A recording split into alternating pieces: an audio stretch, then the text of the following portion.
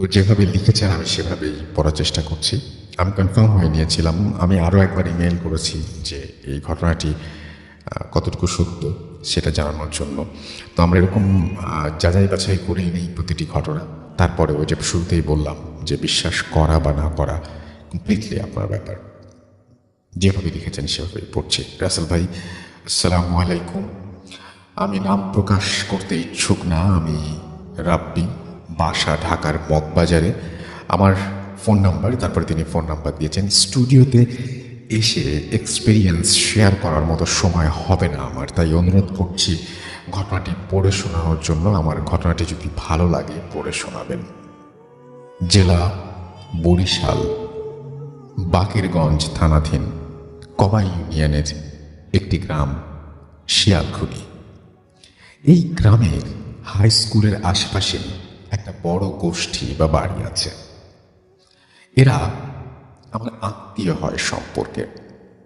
তো আমার এক আত্মীয় বরিশালেই ছিলেন এবং আমরাও বরিশালেই ছিলাম। আমার এক আত্মীয় যেহেতু বরিশালে আছে, তিনি মারা যান কোনো কারণবশত, এবং যেহেতু বরিশালে আছে তার লাশ মানে মানে সে হচ্ছেন আত্মীয়, হচ্ছে চাচা বা মামা, এরকম চাচা প্লাস মামা এরকম ব্র্যাকেটে লেখা। আজ থেকে 3-4 বছর আগে মারা যান। তখন কোনো কারণবশত আমি এবং আমার মা বরিশালেই ছিলাম। যেহেতু বরিশালেই আছি, তার লাশ না দেখতে গেলেই নয়। সামাজিকতা রক্ষার্থে আমি আর আমার মা সে বাড়িতে গিয়ে উপস্থিত হই। আমরা ছেলে ও পুরুষ মানুষ সবাই বাড়ির ভেতরের উঠোনেই বসেছিলাম, আর বাড়ির ভেতরে সব মহিলারা অবস্থান করছিল। তার লাশ বাড়ির বাইরে এনে উঠোনের এক কোণায় গোসল করানো হচ্ছে, খাটিয়া তৈরি হচ্ছে, কিন্তু তার পাশে আরও একটা খাটিয়া করা হচ্ছিল। আমি কিছুই বুঝছিলাম না। আর আমাদের বরিশালে খুব বেশি একটা যাওয়া হয় না বলেই সেখানকার কাউকে তেমনভাবে চিনি না, যদিও রক্তের আত্মীয়। এসব দেখে জিজ্ঞাসাও করতে পারিনি। কে কিভাবে ভেবে বসে কে জানে। পরক্ষণে ভেবেছিলাম কোনো মহিলাও মারা গিয়েছে হয়তো, যার জন্য লাশ বাইরে আননি, বাড়ির ভেতরেই লাশ রেখেছে। গ্রামের লোকজন আর আবার হাদিসের নিয়ম অনুযায়ী কাজ করে থাকে। পুরুষের লাশ তারপর তার স্ত্রী দেখে না, আবার স্ত্রী জাতির লাশ সব পুরুষ দেখতে পায় না। আমি সেই ভাবনা মাথায় নিয়েই বসেছিলাম, আর এটা ভাবাই স্বাভাবিক ছিল। এরপর লাশ প্রস্তুত হয়ে গেলে জোহরের আজান আমরা শুনতে পাই। সবাই নামাজ পড়ে এসে জানাজা পড়ার প্রস্তুতি নিচ্ছিল। আমি তখন নোটিস করি যে সেখানে মাত্র একটা লাশের জানাজার প্রস্তুতি চলছে। অন্য খাটিয়া কাফনের ওপর সেটার কি হলো মনে খটকা নিয়ে দাঁড়িয়েছিলাম। আমি জানাজা না পড়ে অন্য খাটিয়ার কাছে যাই, গিয়ে পর্যবেক্ষণ করতে থাকি। সবকিছুই সে বেশ স্বাভাবিক ছিল। ওইদিকে জানাজাও শেষ। জানাজা শেষে একটি মাত্র লাশের খাটিয়া নিয়ে সবার সাথে কবরস্থান পর্যন্ত যাই। ডিয়ার লিসেনার, আজকের এই ইমেল এপিসোডটি অনেক ভয়ঙ্কর হতে যাচ্ছে।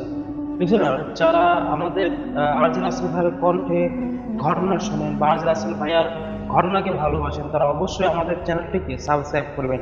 লিসেনার্স, আমরা প্রতিদিন রাত 10টা বাজে আরজে রাসেল ভাইয়ার ভয়ঙ্কর ভয়ঙ্কর ইমেল এপিসোড বাছাই করে আপনাদের সামনে তুলে ধরে থাকি। তাই আরজে রাসেল ভাইয়ার সকল বাছাই করা ঘটনা শুনতে আমাদের চ্যানেলটিকে সাবস্ক্রাইব তো অবশ্যই করবেন। চলুন, আজকে আপনারা এই ঘটনার মধ্যে 2 থেকে 3টি ঘটনা পাবেন, যেগুলো অত্যন্ত ভয়ঙ্কর ঘটনা। এই ঘটনাগুলো শুনে আমাদেরকে কমেন্ট করবেন যে আজকের বাছাইকৃত ঘটনাগুলো আপনাদের কেমন লেগেছে। চলুন, লাইক দিয়ে ঘটনা শুরু করা যাক। গিয়ে দেখি কবরস্থানে পাশাপাশি দুটো কবর খোঁড়া। সেটা দেখে আমার কৌতূহলের মাত্রা তীব্র থেকে তীব্রতর হতে থাকে। কোনোভাবেই আমার মনের খুঁতখুঁতে ভাব দূর হচ্ছিল না। কৌতূহল আমাকে অনেকটাই অন্যমনস্ক করে দিয়েছে। কবর দেয়া হচ্ছিল তখন আমি শূন্য দৃষ্টিতে একটা কথাই ভেবে যাচ্ছিলাম, ওই খাটিয়াটা কিসের? ওইখানে কাফনের কাপড় রাখা, আগরবাতি এনে রেখেছে, খাটিয়াটাও ধুয়ে মুছে পরিষ্কার করে রাখা, কিন্তু কেন? এদিকে কবর খোঁড়া হয়েছে দুটো, অথচ লাশ এসেছে একটি। তবে বাকি খাটিয়া, কাফন, কবর এসব কিসের জন্য? আর কেই বা এমন মারা গেল যার কথা জানলাম ও শুনলাম না মাত্র? লাশের দাফনের কাজ শেষ, সবাই মোনাজাত শেষে কবরস্থান থেকে বাড়ির উদ্দেশ্যে হেঁটে যাচ্ছিল, আর আমি ফিরে ফিরে কবরটাই দেখছিলাম। এত সব কিছু দেখে না বুঝে একটা লোককে জিজ্ঞাসাই করে ফেলি, ভাই এসবের কারণ কি? সে আমাকে বলে, আজকেই জানতে পারবেন। এখন জিকির করতে করতে বাড়ি চলুন আগে। বাসায় এসেছি 1 থেকে 1.5 ঘন্টা হয়েছে। মাত্রই আমার আর এক আত্মীয় স্বজন, যার দাফন হয়েছে, তার আপন ছোট ভাই মারা গেলেন। যিনি মারা গেছেন তিনি হঠাৎই মারা গেছেন, এবং তিনি তার বড় ভাইয়ের জানাজাও পড়েছিলেন। পরবর্তীতে দ্বিতীয় খাটিয়ায় করে তাকে নিয়ে যাওয়া হয় এবং পাশের কবরে শায়িত করা হয়। অগ্রিম খাটিয়া তৈরি কবর খুঁড়ে রাখার আসল কাহিনী জানতে পারি আমার আম্মু ও এক ভাইয়ার কাছে। আমার আম্মু আগে জানতো না এসব, সেদিন ওই বাড়িতে গিয়ে জেনেছে, আর ভাইয়া আগে থেকেই সব জানতো। মূল ঘটনা হচ্ছে, এই বাড়িতে একটা রেওয়াজ আছে, এই বাড়িতে যদি কেউ মারা যায় তবে তার দাফন করে আসার পরপরই কিংবা ওই দিনই আরও 1জন বা 2জনের মৃত্যু হবেই। এজন্য কেউ মারা গেলে অন্য একটা লাশ দাফনের সকল ব্যবস্থা করা হয়ে থাকে। অনেক অনেক বছর আগে থেকেই নাকি এইরকম মৃত্যু হয়ে আসছে, মারা গেলে 2-3জন একদিনেই মারা যাবে। এর কারণ কি সেটা আমি জানতে পারিনি। হয়তো সামনের কোনো একটা সময়ে আবার শুনতে পারবো কে কে মৃত্যুবরণ করেছে। ঘটনাটি আমার আত্মীয়ের বাড়ির ঘটনা। আমি জায়গার নাম উল্লেখ করে দিয়েছি, খোঁজ নিয়ে দেখতে পারেন। ভালো থাকবেন। ঘটনাটি যদি ভালো লেগে থাকে পড়ে শোনাবেন। তো এই ছিল ঘটনা, খুবই অদ্ভুত। আমারও ভাবতে খুব সময় লেগেছে যে একটি বাসা থেকে যখন কেউ চলে যান তখন আরও একজনকে, মানে সবাইকেই, আত্মীয় স্বজন সবাইকেই মনে মনে প্রস্তুতি নিতে হয়, হয়তো আমারও যাওয়ার সময় চলে এসেছে। ও মারা গেলেন, মানে একজন মারা গেলেন, সুতরাং যে কেউ, পরিবারের যে কেউ বিনা কারণে মারা যাবেন, এই রেওয়াজ নাকি বহুদিন থেকে চলে আসছে। কি অদ্ভুত ব্যাপার না?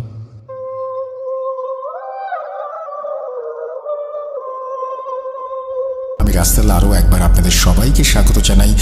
যারা ভূত.com-এ আসতে চান তারা কিন্তু বাসায় বসেও আমাদের শোতে অংশ নিতে পারেন। আপনার ঘটনাটি রেকর্ড করে ফেলবেন, তো রেকর্ড করে ফেলুন। আপনাদের প্রত্যেকের হাতে স্মার্ট ডিভাইস রয়েছে এবং সেই মোবাইল ফোনের মাধ্যমে কিন্তু আপনারা আপনাদের ঘটনা রেকর্ড করে অ্যাটাচ করে পাঠিয়ে দিতে পারেন ইমেইলের মাধ্যমে। তাহলেই আর কোনো ঝামেলা নেই। যাই হোক, আমরা আসলে খুবই বেশি জোর দিচ্ছি, নেক্সট কয়েক মাস জোর দেব অডিও ক্লিপের ওপরে। চলুন কথা না বাড়িয়ে আরও একটি অডিও ক্লিপ শুনে আসি।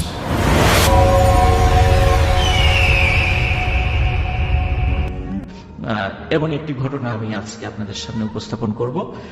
ঘটনাটির সময়কাল 1968 সালের দিকে, 68 বা 69 এমন একটা সময় আর কি, এক্সাক্ট সালটা বলতে পারছেন, তবে এই 2 সালের মধ্যে কোন একটা হবে। ঘটনাটি আমার এক আঙ্কেল বলেছেন। ঘটনাটি যার সঙ্গে ঘটেছিল ওনার নাম হচ্ছে সনাতন ডাক্তার। ওনার নাম হচ্ছে সনাতন দা, তো সবাই তাকে সনাতন ডাক্তার নামে চিনতেন আর কি। আজকে রাজবাড়ী যে মাছ বাজার রয়েছে, মাছ বাজার মেইন যে বাজারটা রাজবাড়ী জেলা সদরের, তো ওই মাছ বাজারের ঠিক কাছেই একটা ছোট্ট টিনের একটা দোকান ছিল, মানে একটা ডিসপেন্সারি, হোমিওপ্যাথির একটা ডিসপেন্সারি ছিল। তো উনি এটা চালাতেন। আসলে ডাক্তার হিসাবে ওনার তেমন কোনো খ্যাতি ছিল না, রোগী টুগী খুব বেশি উনি পেতেন না, তবে ভালো মানুষ হিসাবে ওনার একটা বিশেষ খ্যাতি ছিল। সৎ, পরোপকারী, সহজ সরল মানুষ হিসাবে এবং নিরেট ভদ্রলোক বলতে যেটা বোঝায়, উনি তেমন একজন মানুষ ছিলেন সনাতন ডাক্তার। তো কিন্তু রোগী ওরকম পেতেন না, ওরকম পরিচিত উনি ছিলেন না। টুকটাক আসতেন, ওনার বাড়ি ছিল রাজবাড়ির কুঠিপাচুরিয়া গ্রামে। তো ওনার একটা বাইসাইকেল ছিল, প্রতিদিন উনি আসতেন, এই প্রায় 10-12 কিলোমিটার পথ পাড়ি দিয়ে উনি আসতেন আবার মাগরিবের পরপরই, কারণ তখনকার সময় কিন্তু এদিকে ইলেকট্রিসিটি অতটা ছিল না, থাকলেও খুব আর কি ওই সময় শেষ মুক্তিযুদ্ধের আগে। তো এই জন্য সন্ধ্যার পরে মানুষজন ওই সময় থাকতো না ওইদিকে, এই জন্য উনি বাড়ি চলে যেতেন সাইকেল নিয়ে। আর ওনার দোকানেও একজন কম্পাউন্ডার ছিলেন, ওর বাড়ি রাজবাড়ির প্রপারেই, তবে সে এখন কোথায় আছে আমি জানি না, আমি তার কোনো সন্ধান পাইনি। তার নাম ছিল আব্দুর রহিম, সে ওনার দোকানের কম্পাউন্ডার ছিলেন আর কি। তো যেটা করতেন, সনাতন ডাক্তারের ওই দোকানের চাবি থাকতো 2টা, তো উনি একটা চাবি নিয়ে চলে যেতেন, আর আব্দুর রহিম একটু পরে দোকান বন্ধ করতেন, কিন্তু তার বাসা কাছেই, এই জন্য সে ওই দোকানটা পরে বন্ধ করে সে বাড়িতে যেত। তো একবার কি হয়েছে, শীতকালের সময় তো ঠিক মাগরিবের একটু আগ দিয়ে একজন লোক এসেছে, যে সনাতন ডাক্তারকে বলতেছে, ডাক্তার সাহেব আমার বাড়িতে একটা রোগী আছে, চলেন আপনাকে একটু যেতে হবে কষ্ট করে। তো এখন উনি চিন্তা করছে আর কিছুক্ষণ পরে মাগরিবের আজান দিবে, তো এখন যাব, আর ফিরতে ফিরতে দেরি হয়ে যায়। তো উনি আসলে ওরকম আগ্রহ নাই। ওই লোকটা বলতেছেন যে না না আপনি চলেন, আমার বাসা কাছেই। যদি ওই লোকটাকে উনি চেনেন না, তারপর চিন্তা করেন কাছে বাসা দিকে শুধু কতক্ষণ লাগবে, কই যেতে আধা ঘন্টা, আসতে আধা ঘন্টা। তো চিন্তা করবো আধা ঘন্টা দেরি, খুব বেশি দেরি না আর কি, আসতে পারবো। এখন ওনার সাথে মানে আর সাইকেল নেন নাই, উনি চিন্তা করছেন যে ওনার সাইকেলের ব্যাপারে আজকে মানে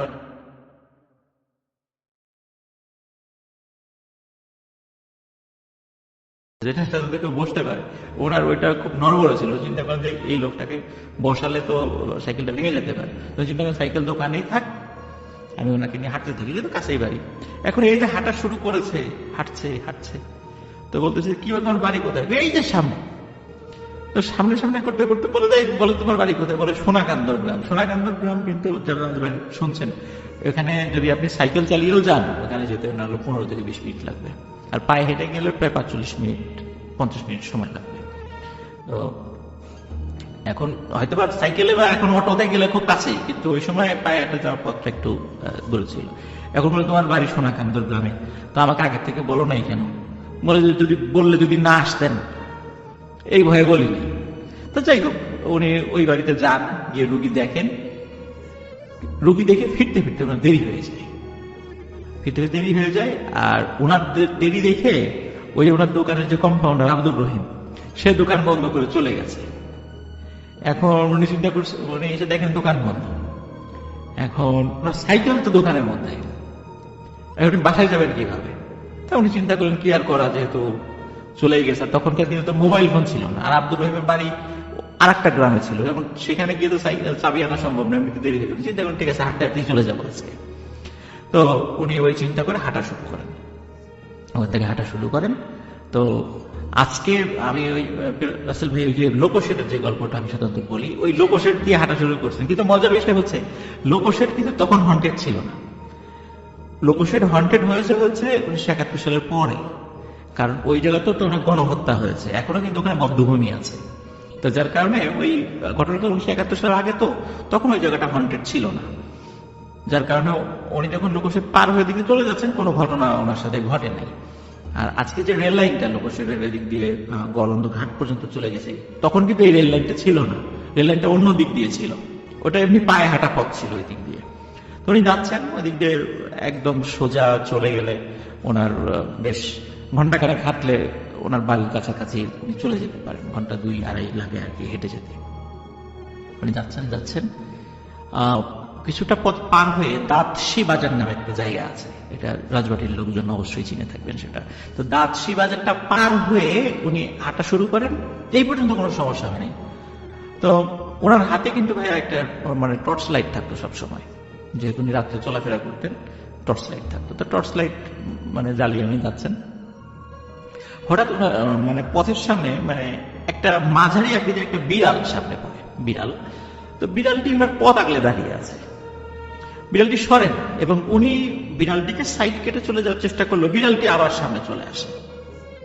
তো উনি রাসেল ভাই উনি ডাক্তার মানুষ ছিলেন, তো বিজ্ঞান মনস্ক ছিলেন, উনি এইসব জিন ভূত প্রেত এগুলো আবার বিশ্বাস করতেন না, আর ওনার সাথে কখনো কোনো ঘটনা ঘটেও নেই, স্বাভাবিকভাবে ওনার বিশ্বাস করার আসলে কথাও না, এরকম একটা মেন্টালিটি ওনার ছিল যে এগুলা সব মনের ভুল আর কি। বিড়াল যেহেতু সামনে এসেছে, তো উনি বিড়ালটিকে সরিয়ে দেওয়ার চেষ্টা করছিলেন, তো বিড়ালটি সরে না, উনি যেদিক দিয়ে যাওয়ার চেষ্টা করে বিড়ালটি বারবার পথ আগলে দাঁড়ানোর চেষ্টা করছে। তো একটা পর্যায়ে বিড়ালটিকে উনি মানে একটা লাঠি নিয়ে ধাওয়া করেন, তো বিড়ালটি একটু সাইডে সরে যায় ভয় পেয়ে, আবার উনি হাঁটা শুরু করেন। এরপরে বিড়ালটিকে ওনার পা জড়িয়ে ধরছে বারবার, কিছুতেই মানে যেতে দিতে যাচ্ছে না সামনের দিকে। তো উনি আরো বিরক্ত হয়ে মানে পা ঝাড়ি দিয়ে বিড়ালটিকে দূরে ফেলে দেন। এরপরে দেখেন বিড়ালটি হেঁটে কোন দিক জন্য চলে গেল, আর আর তাকে ওই বিড়ালটিকে দেখেন উনি সামনে হাঁটা শুরু করেন। এরকম 15-20 মিনিট হাঁটার পরে হঠাৎ দেখে যে একজন মহিলা দূর থেকে দেখছে যে একজন মহিলা সামনে সাদা কাপড় দিয়ে কিছু একটা ঢেকে রেখেছে আর কান্নাকাটি করছে, নাকি সরে কান্নাকাটি করছে। তো উনি যত কাছে যাচ্ছেন মানে ভয়াবহ রকমের দুর্গন্ধ ওনার নাকে আসছে, মানে এত দুর্গন্ধ যে শেষ পর্যন্ত নাকে মানে কাপড় দিয়ে সামনে গেছেন। যে বলছেন কি হয়েছে, আপনি কাঁদছেন কেন? তো উনি বলছেন যে আমার ছেলে মারা গেছে। তো বলছেন ছেলে মারা গেছে, তো এটা কি আপনার ছেলে? বলে হ্যাঁ ছেলে। তো কখন মারা গেছে? রাত সকালে মারা গেছে। তখন উনি বলছেন যে দেখি তো আপনার ছেলের লাশটা, দেখি তো।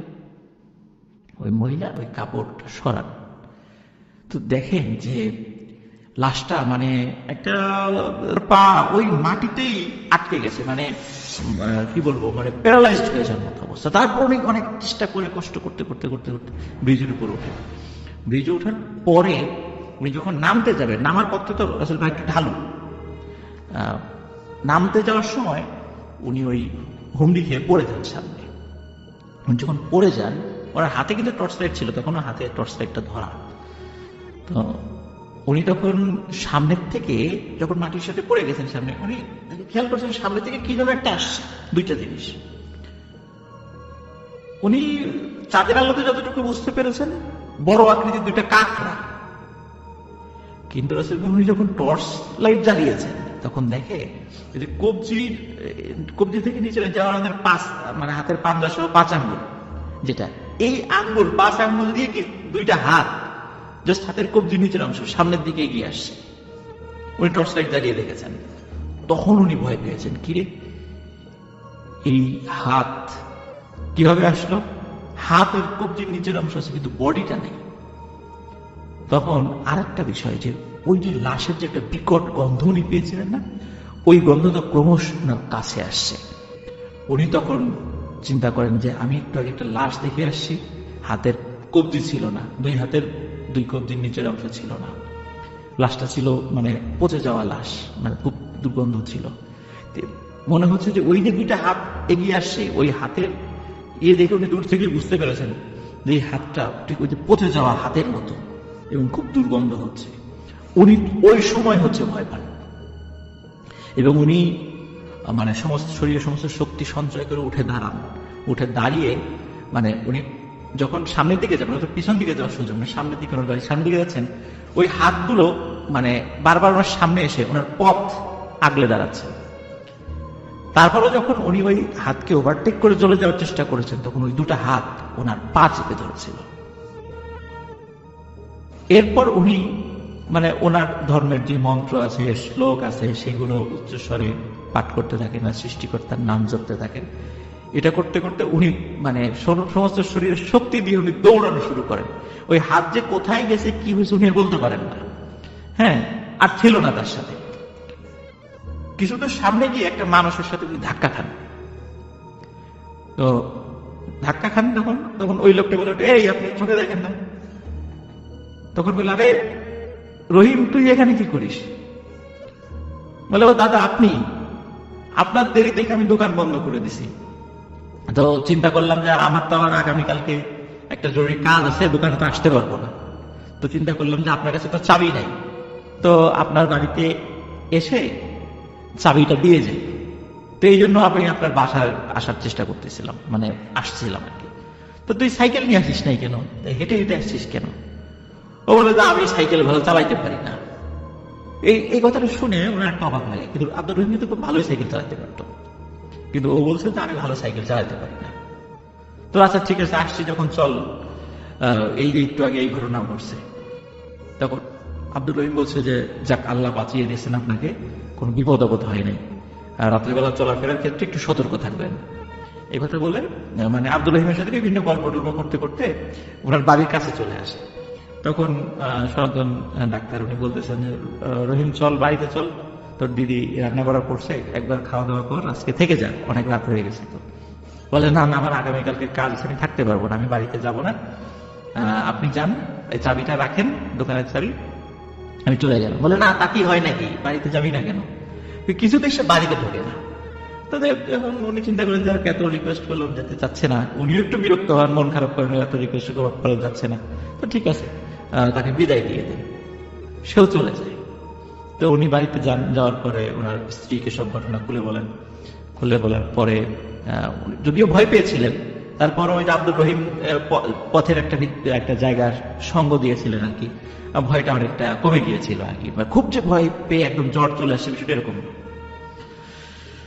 পরের দিন উনি দোকানে গেছেন, ওনার যে ডিসপেন্সারি সেখানে গেছেন, যার পর দেখে আব্দুর রহিম দোকান খুলে বসে আছে। কিরে আব্দুর রহিম, তুই না বললি যে কালকে মানে আজকে আসবি না? বলে যে আপনাকে আমি কখন বললাম আজকে আসবো না, আপনার সাথে তো আমার দেখাই হয়নি। তখন উনি বলে, কি বলিস দেখা হয়নি? কালকে রাত্রে না তোর সাথে আমার ধাক্কা লাগলো, তারপর গল্প করতে করতে গেলাম, তুই আমাকে দোকানে চাবি দিলে, এই যে চাবি, এই যে আমি চাবির সাথে নিয়ে আসছি। বলে আরে এই চাবি আপনি পেলেন কোথায়? আমি তো এই চাবি কালকে দোকানে রেখে চলে গেছি, আপনার দেরি দেখে দোকান তালা মেরে চলে গেছি, চাবি তো দোকানের মধ্যেই ছিল, তো চাবি আপনি পেলেন কোথায়? চাবি তো আমি আপনাকে দেই নাই, আর আমি তো দোকান তালা মেরে আমি তো বাড়িতে চলে গেছি।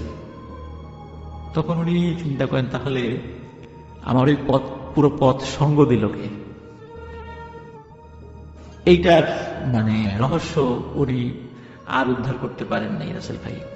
উনি স্বাধীনতার পূর্বে যখন মোটামুটি আমাদের এই দেশে একটু বিভিন্ন সমস্যার সৃষ্টি হয়, উনি ওই সময়ই মানে ওনার ওনার ফ্যামিলির অন্যান্য মেম্বার যারা, তারা নদীয়া অঞ্চলে থাকতেন, উনি ওই সময় ওনার জমি জমা বিক্রি করে দিয়ে চলে গিয়েছিলেন আর কি, আর ফেরত আসেন নাই কখনো, যার কারণে উনি এখনো বেঁচে আছেন কিনা আমরা জানি না।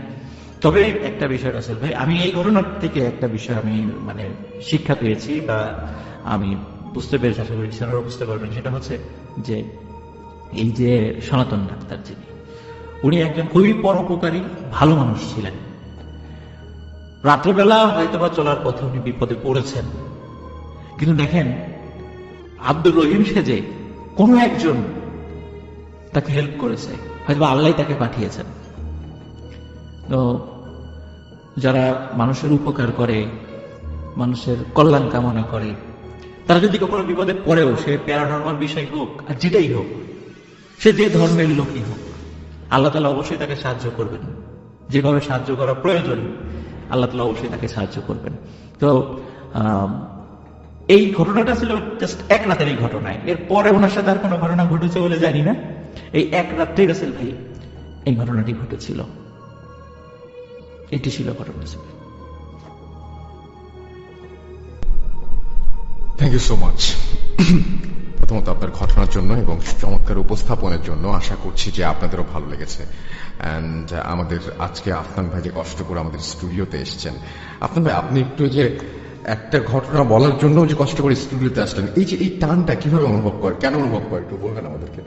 না আসলে মানে এই যে যারা শুনছেন তাদের নিশ্চয়ই আপনার একটা পরিবারের মতোই মনে হয়, রাইট? জি জি, সেটাই। আর একটা বিষয় হচ্ছে যে আসলে কোন একটা বিষয়কে মানে হৃদয়ে ধারণ করা, এটা একটা সবচেয়ে বড় বিষয়, এটা ভালোবাসা, এটা কাজ করে সবসময়। এই জন্য ঢাকায় যখনই আসি, এই যেমন এই কয়েক সপ্তাহ একটু ঘন ঘন আসা হয়েছে ঢাকায়, এই জন্য যখনই আসছি স্টুডিওতে আসার চেষ্টা করি। আমাদের কিন্তু মাঝখানে কিন্তু বেশ কয়েক মাস আসতেই পারি নাই, কারণ তখন রেকর্ড ফাইলগুলো পাঠিয়েছি আর কি। যখনই আসার মানে ঢাকায় এসেছি, চেষ্টা করছি আসার জন্য। এটা মানে অন্তরের একটা ভালোবাসা, এটা আল্লাহ সৃষ্টি করে দিয়েছেন। তো এই জন্যই আসলে একটা গল্প না, মনে হয় যে সবসময় আসে, গল্প না থাকলে আসে। রাইট। আমরা আপনার থেকে আর আটকাবো না, কারণ রাত হয়ে যাচ্ছে এবং বৃষ্টির রাত, আর একটু পরে হয়তো যানবাহন কোনো কিছু পাওয়া যাবে না, ট্রান্সপোর্টেশন সব বন্ধ হয়ে যাবে। থ্যাংক ইউ সো মাচ আপনার ভাই আমাদেরকে সময় দেওয়ার জন্য, এবং আপনি যখনই আপনার এলাকার এবং আপনার আচ্ছা আচ্ছা আচ্ছা আপনার ভাই যেটা বলতে চাচ্ছিলেন, জি বলেন। আর একটা ঘটনা আছে, প্লিজ তাহলে একটু শুরু করি, বলেন। এখন যে স্টোরিটি আমি মানে শেয়ার করবো, এটি আমাদের আলামিন দিয়েছে, নড়াইলের। আর আলামিনের আলামিনের ঘটনা মানে স্পেশাল হবেই, এটা কোনো মানে সন্দেহ নেই। আজকে কিন্তু এটা সারপ্রাইজ ছিল। আমি জানতাম যে উনি একটা শেয়ার করবেন, দুটো শেয়ার করছেন। মাই গুডনেস, আলহামদুলিল্লাহ। চলুন আমার শুরু আসে। আচ্ছা, আলামিন যে স্টোরিটি শেয়ার করছে, এই ঘটনাটির সময় খুব বেশি দিন আগের না, 2018 সালের ঘটনা। এটি 4 বন্ধুকে কেন্দ্র করে। এটি ওই নড়াইল জেলার লোহাগাড়া উপজেলার লাঙ্গুড়িয়া ইউনিয়নের একটা জায়গা আছে, এটাকে পশ্চিম পাড়া বলে আর কি, পশ্চিম পাড়া। তো এই পশ্চিম পাড়ায় 4 বন্ধু আছে। একজন নাম হৃদয়, রমজান, রিয়াজ এবং তাজরুল। তো হৃদয় মাদ্রাসায় লেখাপড়া করতো, রমজান এবং রিয়াজ স্কুলে পড়তো, আর তাজরুল লেখাপড়া ছেড়ে দিয়েছিল। তার ওই চাচার একটা ডেকোরেটরের দোকান ছিল, সেই ডেকোরেটর দোকানে কাজে ঢুকে যায়। গ্রামের বিভিন্ন প্রোগ্রামগুলোতে, বিয়ে শাদী আর বিভিন্ন প্রোগ্রামগুলোতে যে ডেকোরেটর কাজগুলো, অ্যারেঞ্জমেন্টগুলো, সেগুলো তাজরুল করে থাকতো। তো লেখাপড়া সে ছেড়ে দিল। এই 4 জন বন্ধু সবসময় একসাথে চলাফেরা করতো। তারপরে বিভিন্ন কালচারাল প্রোগ্রামগুলোতে একসাথে তারা দেখতে যেত, খেলাধুলা একসাথে করতো, মানে সবসময়। আর বাসাও তো একদম পাশাপাশি ছিল, এজন্য সবসময় তারা একসাথে উঠা বসে, আর বয়স সেম। তো যে ঘটনাটি মানে সূত্রপাত যেটা ঘটে, সেটা হচ্ছে শীতকালে, 2018 সালের শীতকালে। আমরা জানি যে শীতকালগুলোতে সাধারণত আমাদের গ্রামগঞ্জে উন্মুক্ত যে কালচারাল প্রোগ্রামগুলো, ধর্মীয় প্রোগ্রাম বলেন বা অন্যান্য প্রোগ্রাম বলেন, উন্মুক্ত যেগুলো ওপেন জায়গাগুলোতে হয়, সেগুলো শীতকালে হয়ে থাকে, ঝড় বৃষ্টি যেহেতু থাকে না। তো ওই সময় ওয়াজ মাহফিলগুলো কিন্তু বেশি হয় আমাদের দেশে শীতকালে। তো এরা আবার ওয়াজ মাহফিলে মাঝে মাঝে যাওয়ার চেষ্টা করতো। তো এমনই অনেকদিন ধরে চলে আসা একটা ওয়াজ মাহফিল, এটার যে নামটা সেটা হচ্ছে যে আরাজি মন্ডল কাজী মাহফিল নামে সেটা পরিচিত। হয়তো ওই গ্রামের যারা আছেন মানে তারা হয়তো বা শুনে থাকবেন। আমি যেহেতু যাইনি, আমি ঠিক বলতে পারছি না আর কি।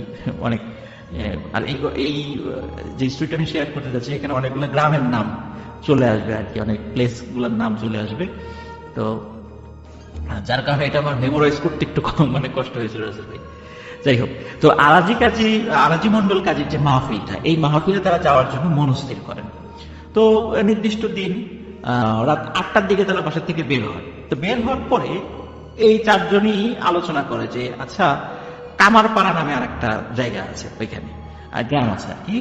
তো বলে যে কামারপাড়াও তো একটা মাহফিল আছে, তাহলে কোনটাই যাবো? তখন ওরা চিন্তা করে যে কামারপাড়া মাহফিলের সাথে সেখানে ওই যে ইসলামিক সঙ্গীত অনুষ্ঠানও ছিল।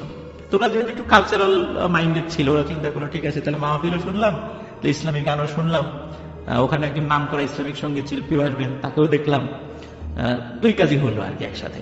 তো ওরা চিন্তা করে তাহলে ওই আরাজি কাজী মন্ডলের মাহফিলটা বাদ আমরা কামারপাড়া মাহফিলে যাবো। আর কামারপাড়া মাহফিলের ওইখানে কামারপাড়া যাওয়ার জন্য মানে যে গ্রামের মধ্যে যে পথ, সেটা প্রায় 1.5 ঘন্টা লাগে হেঁটে যেতে রাসেল ভাই, 1.5 ঘন্টার মতো সময় লাগে। ওরা রওনা দেয়। হঠাৎ করে তাজরুল ওই হৃদয়, রমজান এবং রিয়াজকে বলে যে আচ্ছা, আমরা এত পথ হাঁটবো কেন? আমার একটা শর্টকাট রাস্তা জানা আছে, সেটা হলো এই ইসামতি বিলের মধ্য দিয়ে যদি আমরা যাই, 20 থেকে 25 মিনিটের মধ্যে আমরা কামারপাড়ার কাছে চলে যেতে পারবো। তো আমরা এদিক দিয়ে চলে যাই। এখন ওনারা বলে আসলেই তো তাই, আমরা 1.5 ঘন্টা হাঁটবো কেন, আমরা একটু তাড়াতাড়ি চলে যাই সেখানে। তো যেই চিন্তা সেই কাজ। তাজরুলের নির্দেশনায় ওরা ইছামতি বিলের মধ্যে দিয়ে হাঁটা শুরু করেন। আর শীতকালে তো আসলে বিলগুলোতে পানি থাকে না, তখন বিলগুলোতে কিন্তু রাসেল ভাই ধান চাষ হয়। তো সেখানে পুরো বিলে ধান চাষ হয়েছে। আর ক্ষেতের মাঝখান দিয়ে আমরা যেটাকে আইল বলি, এই আইলের উপর দিয়ে হেঁটে যাওয়া যায় আর কি। তো ওরা আস্তে আস্তে হেঁটে হেঁটে যাচ্ছে। অনেক পথ বলতে মোটামুটি 15 মিনিট হাঁটার পরে, মানে ওদের পথ খুব আর বেশি দূরে নয় আর কি। হাঁটার পরে ওই বিশেষ করে এই 4 বন্ধুর মধ্যে রমজান এবং তাজরুল, এদের এই 2 জনের আবার মাঝে মাঝে একটু সিগারেট খাওয়ার অভ্যাস ছিল। আর হৃদয় এবং রিয়াজ, এদের আবার সিগারেট খাওয়ার অভ্যাস ছিল না। তো রমজান এবং তাজরুল ওরা বলছে যে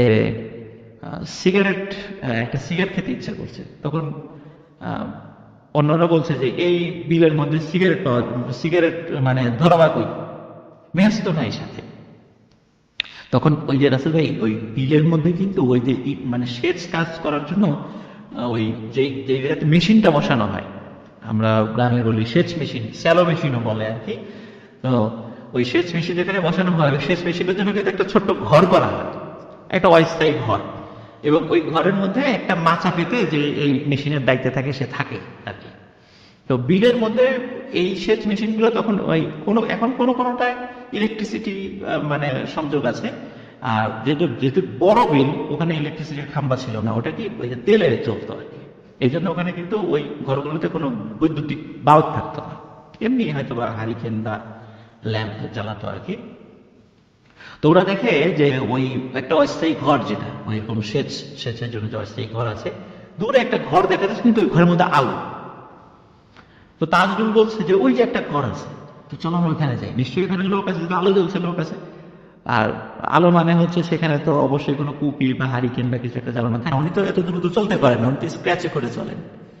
আর এই আইলের উপর দিয়ে আমরা দুই পা দিয়ে হাঁটতে কষ্ট হয়, তো উনি স্ক্র্যাচে উপর করে এত তাড়াতাড়ি কোথায় চলে গেলেন। তো ওরা বুঝতে পারে যে ওরা একটা বিপদে পড়ে গেছে, বড় ধরনের একটা বিপদ। তখন ওরা চিন্তা করে যে আমাদেরকে দ্রুত ওই কামারপাড়া চলে যেতে হবে, যেখানে মাহফিল। ওরা বলে আমরা তো কাছাকাছি আছি, ওরা হাঁটা শুরু করে। তো হাঁটতে হাঁটতে রাসেল ভাই ওরা একটা অদ্ভুত জায়গায় নিজেদেরকে আবিষ্কার করে। দেখে যে ওরা হাঁটতে হাঁটতে একটা উঁচু ঢিবির মতো একটা বিশাল জায়গায় চলে আসছে, এবং সেখানে মানে খুব ঘন কাশবন। ওরা বলে কি ব্যাপার, আমরা এখানে চলে আসলাম কেন কাশবন? এবং কাশবনের মধ্যে ওরা চারজন হারিয়ে যায়।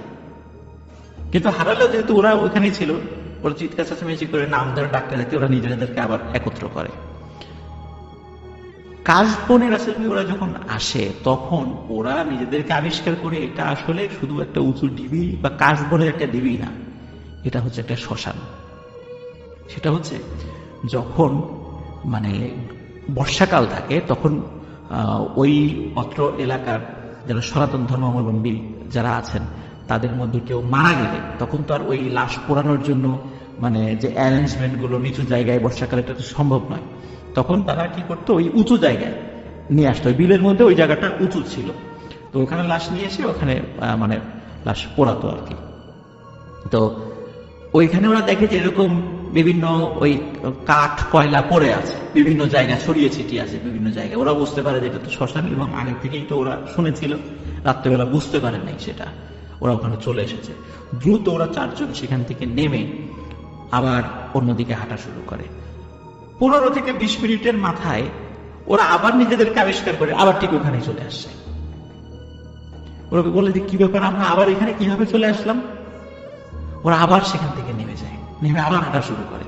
আবারও রাসেল ভাই পরপর একই ঘটনা ঘটে, ওরা বারবার ওই শ্মশানের ওই ঢিবির ওইখানে চলে আসছিল। হৃদয় যেহেতু মাদ্রাসায় লেখাপড়া করত, ও তখন উচ্চ স্বরে কোরআন তেলাওয়াত করতে থাকে। ও বুঝতে পারে যে আমরা আজকে আমাদের হয়তো বা বড় ধরনের কোনো ক্ষতি হয়ে যাবে। উচ্চ স্বরে কোরআন তেলাওয়াত করতে করতে ওইখান থেকে নেমে আসে চারজনই, মানে হৃদয়ে কোরআন তেলাওয়াত করে, অন্য তিনজন সাথে থেকে নেমে আসে।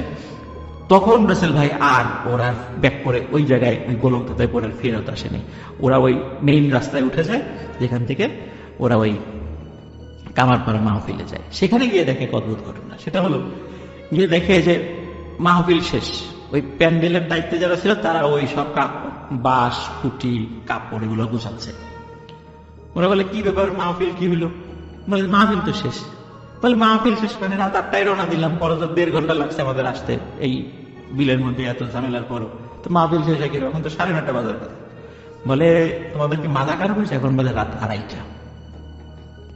ওরা চিন্তা করে যে সর্বনাশ, আমরা এত সময় কি করলাম, কিভাবে চলে গেল? ওরা কিছুতেই বুঝতে পারছে না যে আমরা এত সময় কিভাবে পার করে দিলাম। তো যাই হোক, ওরা যেহেতু ওদের শরীরে কাদা কাদা লেগেছিল আর এত ছোটাছুটির কারণে ওদের প্রচন্ড ক্ষুধা লেগেছিল, কিন্তু মাহফিল যেহেতু শেষ হয়ে গেছে, মাহফিল লোকে কিন্তু ছোট ছোট খাবারের দোকানগুলো বসে। তো আসলে কোনো দোকানও ছিল না, কিন্তু তখন 2টা দোকান ছিল, একটা ঝালমুড়ির দোকান আর একটা পাপড় ভাজা। যে পাপড় ভাজা এখন তো আসলে পাওয়া যায় না এভাবে।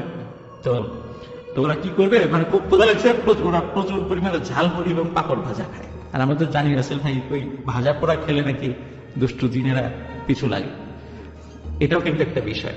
যাই হোক, ওরা মানে খাওয়ার পরে মানে একটু মনে করে দিই যে অনেকে বলে যে ভাজা পিঠা, জি জি জি জি ভাজা মাছ। জি জি। তো ওরা চিন্তা করে যে যাই হোক মাহফিল তো শেষ, কি আর করা, আমরা তো এখানে অ্যাটেন্ড করতে পারলাম না, এখন তো বাড়ি ফিরে যেতে হবে। তো বাড়ি ফেরার জন্য নিশ্চয়ই আর ওই ইসামতি দিনের মধ্যে দিয়ে যাবে না, পথ ঘোরা হলেও অবশ্যই তারা গ্রামের ওই 1.5 ঘন্টার রাস্তা দিয়েই যাবে। তো ওরা রাস্তা দিয়ে যাওয়া শুরু করে। এইখানে রাস্তাতে একটা কথা বলি, সেটা হচ্ছে যে এই পথ দিয়ে যাওয়ার সময় কিন্তু ভয়ানক কয়েকটা জায়গা পাড়ি দিতে হয়, হন্টেড জায়গা। যেমন ওই ওখান দিয়ে কামারপাড়া দিয়ে আসতে গেলে কল্যাণপুর নামক একটা জায়গা পাড়ি দিতে হয়। ওখানে মোটামুটি ওটা সনাতন ধর্মাবলম্বী অধ্যুষিত এলাকা আর কি। ওখানে শ্মশানও আছে, শ্মশানের পাশ দিয়ে যেতে হয়। তো ওরা শ্মশানের পাশ দিয়ে যায়, কোনো প্রবলেম হয়নি। এরপর একটা হন্টেড পরিত্যক্ত জমিদার বাড়ির পাশ দিয়ে যেতে হয়, সেখান দিয়ে যায়, সেখানেও কোনো প্রবলেম হয়নি। অনেক পুরাতন একটা বট গাছ রয়েছে, সেই বট গাছের পাশ দিয়ে যায়, সেখানেও কোনো প্রবলেম হয়নি। এরপরে সে একদম ওদের বাড়ির কাছে তালুকপাড়া নামে একটা জায়গা আছে, তালুকপাড়া। ওইখানে চলে আসে, মানে একদম বাসার কাছে চলে আসছে। এরপরে পশ্চিম পাড়া, তালুকপাড়ার একদম শেষ মাথায় চলে আসে, এরপরে পশ্চিম পাড়া যেখানে ওদের গ্রাম। তো ওইখানে একটা ছোট একটা বাঁশঝাড় রয়েছে।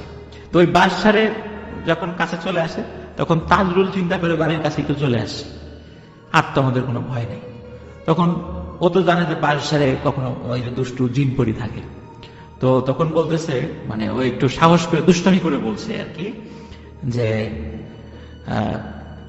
মানে তোরা কে আসিস আশেপাশে, যদি আমার কথা শুনে থাকিস আয় আমার সামনে আয়, তো যদি তাদের সাহস থাকে, আমি তোদেরকে ভয় পাই না, তোদের মতো কত মানে দুষ্টু জিনদের সাথে যুদ্ধ করে আমি জিতে গেছি, তোরা তো কিছুই না, যদি সাহস থাকে আমার সামনে আসিস বা ক্ষতি করার চেষ্টা কর, আমি আমার শরীর গা বন্ধ করে রাখছি, আমার কোনো ক্ষতি করতে পারবি না।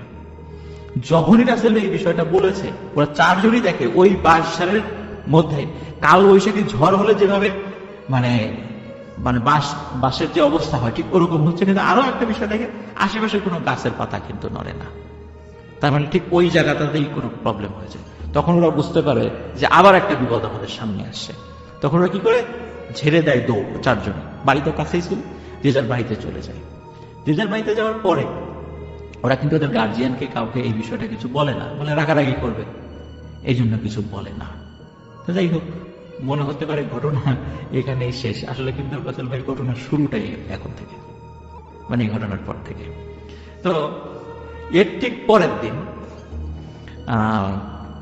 দিন যে ঘটনাটা ঘটে সেটা হচ্ছে, পরের দিন রাতের বেলা এই যে তাজরুল যে ছেলেটা, যে ওই যে বলেছিল যে ভয়টাই পাই না কিছু হয়েছি, তো তাজরুল ছেলেটা ওর আরো যে বন্ধু আছে, হৃদয়, রমজান, রিয়াজ, আরো যে 3 বন্ধু আছে, এদের মধ্যে মানে 3 জনকে দাওয়াত দেয়, পিকনিকের দাওয়াত, যে একটা রাত্রে আমরা একটা রান্না বাড়া করবো, পিকনিক করবো আর কি। তো কোথায় রান্না হবে, ওই লাহোরিয়া বালিকা বিদ্যালয় নামে একটা স্কুল আছে এখানে, নাম হলো লাহোরিয়া বালিকা বিদ্যালয়, ওইখানে পিকনিক হবে। তো পিকনিক আয়োজন হয়। কোনো কারণে এই 3 বন্ধু মধ্যে রমজান নামে যে ছেলেটা, এই পিকনিকে যায় নাই, গিয়েছিল হৃদয় এবং রিয়াজ। তো পিকনিকের পরে মানে লিসেনারদেরকে একটু বলে রাখি যে একটু মনে রাখবেন, রমজান কিন্তু যায় নাই, গিয়েছে হৃদয় এবং রিয়াজ, তাজরুল নিয়ে গেছে ওদেরকে। খাওয়া দাওয়ার পরে তাজরুল বলছে হৃদয় এবং রিয়াজকে, এই চল ওই টাঙ্গাপাড়া ইউনিয়নের পলাশ বাজারে আজকে একটা কনসার্ট আছে, ওই কনসার্টটা দেখতে যাব। এখন হৃদয় এবং রিয়াজ বলছে, না রে, রমজান নাই, রমজানকে ছাড়া কিভাবে যাই, ও তো আসলো না, ও ছাড়া যাব না। তাজরুল বলছে, ও নাই না দেখি, আমরা তো আছি, সবসময় থাকতে হবে এমন তো কোনো কথা নেই, চল। কিন্তু ওরা দুই নাচর বান্ধব, রমজানকে ছাড়া যাবে না। তাজরুল অনেক চেষ্টা করে, কিন্তু ওদেরকে নিতে পারে না।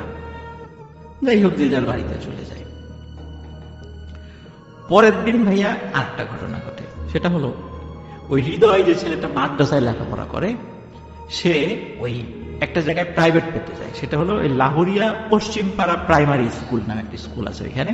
ওই বিকাল 4টার সময় একটা প্রাইভেট আছে, ওইখানে পড়তে যায়। বাড়ি থেকে 2:30-3টার দিকে বের হয়, যেতে যতটুকু সময় লাগে আর কি, একটু আগে আগেই যেত সবসময়। তো বাড়ি থেকে যাওয়ার সময় মানে একটা শর্টকাট রাস্তা রয়েছে, শর্টকাট একটা রাস্তা ধরে, ওই রাস্তার মধ্যে রাসেল ভাই একটা বাগান পড়ে, স্থানীয়ভাবে আবুল খায়েরের বাগান নামে সেটা পরিচিত। ও যখন ওই বাগানের মধ্য দিয়ে যাচ্ছে, হঠাৎ করে দেখে কি তাজরুল সাথে ওদের বন্ধু সার্কেলের কেউ না, কিন্তু পরিচিত এরকম 3-4 জন, তাদেরকে ওইভাবে দেখে নাই, মানে এমনি মুখ চেনা চিনি, ওদের সাথে বসে তাস খেলছে। এই 4 বন্ধুর আবার একটা পদক্ষেপ ছিল, ওরা আবার কার্ড খেলতো, মানে তাস খেলতো। দেখে তাজরুল বসে বসে তাস খেলছে। এখন তাজরুল বলছে, এই হৃদয় কই যাস? বলে যে আমি তো প্রাইভেট পড়তে যাচ্ছি। আয় পরে আমাদের সাথে একটু তাস খেল। বলে না আমার প্রাইভেট আছে। আরে বয় একটু পরে গেলে কোনো সমস্যা নেই, এত তাড়াতাড়ি গিয়ে কি করবি, সব দিন তো তাড়াতাড়ি যাস। তাজরুল মানে হৃদয় চিন্তা করে আসলেই তো তাই, একটু বসে ওরা আবার মাঝে মাঝে কি করতো, টাকা দিয়ে তাস খেলতো, মাঝে মাঝে কেউ জিততো কেউ হারতো। ওরা যখন তাস খেলতে বসছে, বারবার এই হৃদয় জিতে যাচ্ছিল, 5 টাকা 15 টাকা 10 টাকা এরকম জিতে যাচ্ছিল। এখন তাজরুল বারবার বলছে, বাহ আরো খেল তুই তো জিতে যাচ্ছিস। এইভাবে কিছু সময় চলার পরে, এবং মানে হৃদয় মগ্ন হয়ে গেছে তাস খেলায়, হঠাৎ 4টার সময় আসরের আজান দিয়ে দেয়। আসরের আজান দেওয়ার পর তখন তাজরুল হঠাৎ করে সেন্স পেয়ে, আরে আমরা তো 4টার সময় প্রাইভেট আছে। শীতকালে কিন্তু 3:30 4:45 বা 4টার দিকে আসরের আজান দেয়, শীতকালের ঘটনা ছিল। তো আমার তো আছে, মানে প্রাইভেট আছে, প্রাইভেট পড়তে যেতে হবে। তখন তাজরুল ভাই, আরে একদিন প্রাইভেটে না গেলে কি হয়, প্রাইভেট থাক না। বলে না ওই স্যার আমার আব্বারে বলে দেবে, আমার আব্বা রাগারাগি করবে। বলে আরে আজকে থাক, আজকে এখানে থাক, আজকে যাওয়ার দরকার নেই। বলে যে না আমার যেতেই হবে। ও জোর করে উঠে চলে যায়। যাই হোক, প্রাইভেট পড়ে মানে চলে আসার পরে সাধারণত মাগরিবের নামাজের পরে ওদের বাড়ির কাছে একটা দোকান আছে, এখন আছে নাম হলো আলমগীরের দোকান। সন্ধ্যার পরে ওই দোকানের বিষয়টা কি আসলে আপনি মনে হয় দেখেছেন বা দিচ্ছেন, অনেকে দেখেছি, গ্রামগঞ্জে কিছু দোকান থাকে, দোকান টেলিভিশন থাকে, তো ওখানে বসে সবাই একটু টেলিভিশন দেখে চাটা খায়, মোটামুটি ভালোই জমে থাকে আর কি। আর ওই দোকানে একটা ক্যারাম বোর্ড ছিল, ওই ইয়াং ছেলেপেলে সে ক্যারাম বোর্ড খেলতো, মোটামুটি ভালোই জমজমাট ছিল আলমগীরের দোকান। ওরাও কি করতো, মাগরিবের নামাজের পরে ওখানে আসতো, গল্প গুজব করে এসার আগ দিয়ে সবাই বাসায় চলে যেত। ওই সময় হৃদয় ওই যে প্রাইভেট পড়ে আসছে, মাগরিবের পরে আসার পরে এসে দেখে যে তাজরুল তখনো আসে নাই। তো রিয়াজ আছে, রমজানও আছে। হৃদয় এসে বলছে যে ওই দিন আবার আসলে বাংলাদেশের একটা খেলা ছিল, কোন একটা দেশের সাথে আর কি, ক্রিকেট খেলা। তো বলছে যে আজকে যদি বাংলাদেশ যেতে তোদেরকে আমি 25 টাকার কটকটি খাওয়াবো। কটকটি কিন্তু যে এক ধরনের গ্রামীণ খাবার আর কি, নিশ্চয়ই লিসেনারও বুঝতে পারছেন, কটকটি খাওয়াবো। তখন রমজান আর রিয়াজ বলছে যে কটকটি খাওয়াবি, তোর কাছে 25 টাকা কিভাবে আসলো? স্টুডেন্ট মানুষ, 25 টাকা মানে অনেক টাকা। বলে হ্যাঁ, আমি ওই আজকে আবুল খায়ের বাগান দিয়ে যাওয়ার সময় দেখি তাজরুল বসে তাস খেলতেছে, আমি তো ওর সাথে বসে তাস খেলে 50 টাকা জিতছি।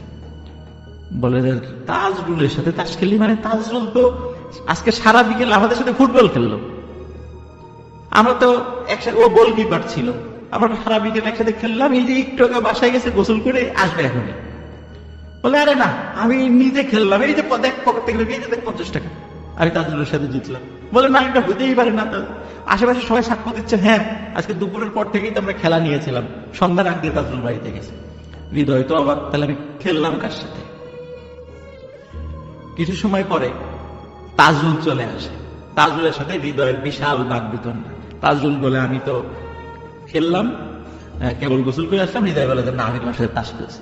তো যাই হোক, এর মধ্যে কি হয়ে আসলে মানে ওই জায়গাতে কিন্তু ছিল না রিয়াজ, সরি আমি একটা জিনিস ভুল বলছি, রিয়াজ ওইখানে উপস্থিত ছিল না, রমজান ছিল শুধু। তো রমজান কথা কাটাকাটির এক পর্যায়ে বলতেছে, আচ্ছা ঠিক আছে, গন্ডগোল কম, এখন থামো, চলো আমরা ওই যে পলাশ বাজার টাঙ্গাপাড়া ইউনিয়নে কনসার্ট আছে, কনসার্টে যাব। তখন তাজরুল মানে বলতেছে যে, তখন হৃদয় বলতেছে কি পলাশ বাজার কনসার্ট মানে? ওটা তো গতকালকেই শেষ হয়ে গেছে। তখন ওই বলতেছে, রমজান বলছে গতকাল, খেয়াল করেন না ভাই, ওইটা পিকনিকে কিন্তু রমজান ছিল না। হ্যাঁ, তো হৃদয় বলতেছে যে ওটা তো গতকালকেই শেষ হয়ে গেছে, তুই ছিলি না। তাজরুল আমাকে আর রিয়াজকে কত রিকোয়েস্ট করলো, তুই ছিলি না দেখে আমরা গেলাম না। হ্যাঁ, তাজরুল তো তখন উপস্থিত। তাজরুল বলে, এই বেটা তোকে মাথা খারাপ হয়েছে, আমি পিকনিকে গেলাম তখন, আর আমি তোদেরকে কনসার্টের কথা বললাম তখন। ওরা দুইজনই ওর উপর ক্ষিপ্ত হয়, এই বেটা তুই আমাদের তিনজনের খাবার একাই সাবার করলি, আমাদেরকে ধরে নিয়ে কনসার্টে নিয়েই যাবি, কত চেষ্টা করলি আমরা রমজান নাই দেখে গেলাম না, এখন বলো যে তুমি আমাদেরকে কনসার্টের কথা কখন বললাম। এই শুরু হয়ে যায় বাকবিতণ্ডা। তাজুল বলে যে আমি বলি নাই, আমি তো ছিলামই না, কারণ আমি সারা রাত আমার আব্বার সাথে খেতে কাজ করছি, কারণ আমার আব্বা আমাকে আসতে দেয়নি। ওরা কেউ বিশ্বাস করে না, বলে চল আমার আব্বার কাছে চল। তাকে ওর তাজুল আব্বার কাছে নিয়ে যাও। আব্বা বলে হ্যাঁ ও তো সারা রাত, আমি তো তোমাদের কাছে যেতে দিই, ও তো সারা রাত, শুধু রাত না সারাটা রাত বলে সে ঘুমাইছে, সারা রাত আমার সাথে কাজ করছে, খেতে জরুরি কাজ ছিল, খেতে কাজ করছে। তখন ওরা বলে যে আরে তাজরুল একই সময় একাধিক জায়গায় কিভাবে যাচ্ছে, কিভাবে সম্ভব এটা? ওদের মনে খটকা লাগে। কিন্তু রাসেল ভাই ওই রাত্রে ওই যে আলমগীরের দোকানে ওখানে রিয়াজ যে ওদের বন্ধু, সে ছিল না। রাতের বেলা আর একটা ঘটনা ঘটে, রাত প্রায় ভাইয়া 11টা-12টা, হঠাৎ করে রিয়াজের যেই রুমে ঘুমাতো ওর জানলায় ঠক ঠক ঠক ঠক আওয়াজ, রিয়াজ খুলে দেখে তাজরুল দাঁড়িয়েছে বাইরে। তখন বলে কিরে তাজরুল এত রাত্রে? তাজরুল বলতেছে যে চল ওই একটা পুকুর আছে, কামারের পুকুর, বলে কামারের পুকুরে মাছ ধরবো রাতের বেলা, অনেকেই মাছ টাছ ধরে চুরি করে, আমরাও মাছ ধরবো। তখন বলে যে ভালো আইডিয়া, সবাই বলে ইয়াং ছেলে পেলে তো একটু দুষ্টমি তো অভ্যাস থাকবেই। বলে তাহলে বের হয়েছে, বের হওয়ার পর হঠাৎ করে মনে হয় আচ্ছা এরকে নিয়ে রমজানকে নিয়ে গেলে কেমন হয়? তাজরুল বলে না রমজানকে দেখার কি দরকার, তুই চল। রমজানের বাড়ি কিন্তু একদম রিয়াজের বাড়ির পাশাপাশি, একদম পাশাপাশি। বলে না রমজানকে নিয়ে যাবো। তাজরুল বলে না রমজানকে ডাকার দরকার নেই, বলে না ওকে নিয়েই যাবো। রমজানকে ডাকা শুরু করছে, রমজান বের হয়ে আসে, বলে যে রমজান চল, ওই যে তাজরুল আসছে, আমরা মাছ ধরতে দেবো কামারের পুকুরে। তাজরুল কই? বলে এই যে তাজরুল। ও মাথা ঘুরায় দেখে তাজরুল নাই। তখন ওরা ভয় পাইছে যে এই যে তাজরুলকে নিয়ে যে সমস্যা, এক এক সময় এক এক জায়গায় থাকছে, এটা কিভাবে সম্ভব? তখন ওই রাত্রে পরের দিন সবাই নিজেদের ফ্যামিলিকে জানায় ঘটনাটা, যে এই সমস্যা হচ্ছে। তখন ওদের ফ্যামিলির লোকজন বুঝতে পারে যে সবাই গ্রামে রটনা রটে যায়, তাজরুলকে ভূতে ধরেছে, ওই একই সময় একাধিক জায়গায় থাকছে। তখন ওই গ্রামে আরেকটা আছে তৈলক্ষ পাড়া বলে আর কি, ওইখানে ইসলাম ফকির নামে একজন খুব ভালো একজন কবিরাজ ছিলেন, মারা গেছেন অল্প কিছুদিন হইলো, আল্লাহ মাফ করুক তাকে, আল্লাহ জান্নাত নসিব করুক। খুব ভালো মানুষ ছিলেন আর কি। ওই ইসলাম ফকিরের কাছে নিয়ে উনি প্রতি বৃহস্পতিবার বিভিন্ন রোগী দেখতেন আর কি। তো ইসলাম ফকিরের কাছে নিয়ে যাওয়ার পরে ওই তাজরুলকে নিয়ে যাওয়া হয়। তো তাজরুলকে নিয়ে যাওয়া হলো, ইসলাম ফকির তার যে রিচুয়াল করে একটা জিন হাজির করে। ওই জিন হাজির হয়ে যখন হাজির হয় তখন ওই ইসলাম ফকির বলে যে তোর নাম কি? তখন ওই জিন বলে আমার নাম নিশি। তার নাম হচ্ছে নিশি। বলে তোর কাজ কি? বলে রাতের বেলা মানুষকে মোহ ফেলে মোহে আচ্ছন্ন করে ক্ষতি করাই আমার কাজ। বলে এদের পিছনে লাগছিস কেন? ওরা তো বাচ্চা মানুষ। বলে যে যেহেতু মোহে ফেলে আচ্ছন্ন করাই আমার কাজ, তো ওরা যেদিন মাহফিলে ইসামতি বিলের মধ্যে দিয়ে যাচ্ছিল, তখন ওই যে ছোট্ট ঘরের মধ্যে লাশ, তারপরে আলো, উৎস ছাড়া আলো, তারপরে একজন ওদের পরিচিত একজন পঙ্গু কৃষকের সুরত ধরে ভয় দেখানো, এগুলো আমরাই করেছিলাম মজা করার জন্য। যখন দেখলাম যে ওরা তেমন কোনো ভয় পাচ্ছে না, এমনি চারজন একসাথে, তখন চিন্তা করলাম ছোটখাটো একটা ক্ষতি করি। এই ক্ষতি করার নিয়ে ওদেরকে ধোকা দিয়ে ওই শ্মশান ভিটায় নিয়ে আসি। কিন্তু বারবার ওরা বের হয়ে যাচ্ছিল, আবারও নিয়ে আসি। থার্ড টাইম যখন হৃদয় নামে ছেলেটা কোরআন তেলাওয়াত শুরু করে, তখন আর ক্ষতি করতে পারিনি, ওরা চলে যায়। তখন চিন্তা করলাম আচ্ছা ঠিক আছে, ছেলেগুলা গেছে শেষ, ঘটনা শেষ, এই পর্যন্তই। কিন্তু ওরা যখন ফিরে আসার সময় বাস ঝাড়ে এসে ওই তাজরুল আমাদেরকে কটাক্ষ করে হেও করে অনেকগুলো কথা বলেছে, যেটা আমাদের খুব লেগেছে। তাজরুলকে আমরা ছাড়বো না, শুধু তাজরুলকে না, ওর যে বন্ধু বান্ধব আছে তাদেরকেও ছাড়বো না। ওদেরকে ক্ষতি করার জন্যই প্রথমে পিকনিকের ছল করে ওদের দুইজনকে কনসার্টের ডেকে আনছিলাম, পরে কনসার্টের নাম করে দুইজনকে নিয়ে যেতে চেয়েছিলাম, কিন্তু ওরা যায় নাই, রমজান নাই, এই জন্য ওই দুইজন যায় না, ওই দিন ক্ষতি করতে পারিনি। এরপরে ধরলাম হৃদয়কে, বাগানের মধ্যে তাস খেলার ছল করে ওকে আটকাইলাম। ইচ্ছা ছিল মাগরিব পর্যন্ত আটকাবো, শুধু মাগরিব পর্যন্ত যদি আমাদের সাথে থাকতো তাহলে ওই দিনই হৃদয়কে শেষ করে দিতাম। ওকে বারবার ইচ্ছা করে আমরা জিতিয়ে দিচ্ছিলাম 5 টাকা 10 টাকা করে, যাতে ও আরো অনেকক্ষণ থাকে। যখনই মাগরিব আসরের আজান দিয়েছে তখনই ওর উপর যে আমাদের প্রভাবটা সেটা দুর্বল হয়ে গেছিল, এই জন্য ও চলে যেতে পারছে এখান থেকে, ওকে আটকাতে পারিনি। তারপরে রাতের বেলা ওই রিয়াজকে ডাকতে গেছি, মাছ ধরার কথা বলে রিয়াজকে নিয়ে যাব, প্রত্যেককে হিট করছে, দেখেন আসলে প্রত্যেককে হিট করছে, রিয়াজকে নিয়ে যাব। কিন্তু রিয়াজ আবার রমজানকে ডাকার কারণে আর করতে পারি নাই কিছু, কিন্তু করতে পারি নাই, সহজ সহজ কিছু পদ্ধতি অ্যাপ্লাই করছি, করতে পারি নাই। এরপর আরো কঠিন পদ্ধতি অ্যাপ্লাই করব, ওদেরকে ক্ষতি করবই, এটা আমাদের পণ। তখন ইসলাম ফকির ওদেরকে অনেক রিকোয়েস্ট করে, ছোট মানুষ ভুল করে ফেলছে। তারপরে বেশ কিছু ওই তদবির রিচুয়ালের মাধ্যম দিয়ে এই বিষয়টা থেকে ওরা মুক্ত হয়। তাজরুল এখন সৌদি আরবে থাকে, আর হৃদয় যে ছেলেটা মাদ্রাসায় পড়তো এখন ফরিদপুর থাকে। আর অন্য দুইজন রিয়াজ এবং রমজান ওরা ওই লাহুরিয়া গ্রামেই এখনো আছে আর কি। তো আমি আলামিনকে বলেছিলাম যেহেতু মানে হৃদয়, রমজান এবং রিয়াজকে আপাতত পাওয়া পসিবল, তো তুমি এই 3 জনকে সাথে নিয়ে একটা ছবি আমাদেরকে দিবা, লিসেনারদেরকে দেখাবো যে এরা, কারণ অনেক সময় আমরা গল্প বলি বিশ্বাস করতে চায় না। তো আসলে ভাই এই ঘটনা থেকে কিন্তু একটা বিষয় আমরা একটা শিক্ষণীয় একটা বিষয় পাই, সেটি হচ্ছে যে এই যে অনেক সময় কিছু হন্টেড প্লেসে গিয়ে আমরা না অনেক মানে ঠাট্টা তামাশা করি, তো এখানে কি আছে কিছু নাই, এই সেই সব ধোঁকাবাজি, এই সেই। অনেক সময় এই ঘটনা থেকে আমিও এটা শিখলাম, আমরা কিন্তু অনেক সময় এই ধরনের কথাবার্তা বলি কোথাও গিয়ে, এতে করে কিন্তু আমাদের উপর আমরা কিন্তু পজেসড হয়ে যেতে পারি। এই দুষ্টু জিনেরা কিন্তু আমরা সুযোগ করে দিচ্ছি আমাদেরকে ক্ষতি করার জন্য। এই জন্য আমরা একটু সাবধান থাকবো এই বিষয়গুলোতে।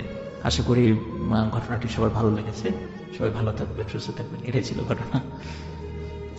Thank you so much Afnan ভাই। আমি দেখতে পাচ্ছি অনেকেই আসলে কমেন্ট করছেন এবং কমেন্ট করবেন, সেটা স্বাভাবিক। আপনারা যখন স্টুডিও থাকেন সবাই কথা বলতে চান, এবং আজকে ইন্টারনেটের অবস্থা কিন্তু এমনিতে খুব খারাপ, কিন্তু এখনো পর্যন্ত আমরা তেমন কমপ্লেন পাই নাই। আমি আমি আমি দেখছি যে আমার যে ইন্টারনেট, আমার এখানে ফেসবুকই লোড হচ্ছে না, এরকম একটা অবস্থা।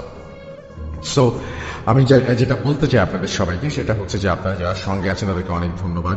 অনেক আসসালামু আলাইকুম প্রিয় লিসেনার, আরজে রাসেল ভাইয়া, আশা করি আপনি ভালোর দলেই আছেন। ভাইয়া, প্রথমে আমি ধন্যবাদ জানাবো যে আমাদের জন্য এইরকম একটি ভয়েস মেইল পাঠানোর সিস্টেমটি চালু করেছেন। ভাইয়া, অনেকেই আপনার সাথে যোগাযোগ করার জন্য অনেকভাবে চেষ্টা করে, তাদের অনেক ঘটনা থাকে আপনাকে দিতে চায়, কিন্তু আপনার কাছে কেন জানি তাদের ঘটনা শেয়ার হয় না বা সিলেক্টেড হয় না। ভাইয়া, যদি আমার এই ঘটনাটি আপনার সিলেক্ট করেন তাহলে আমি অডিয়েন্সের উদ্দেশ্যে বলবো আজকে এই ঘটনাটি অনেক অনেক ভয়ঙ্কর হতে যাচ্ছে।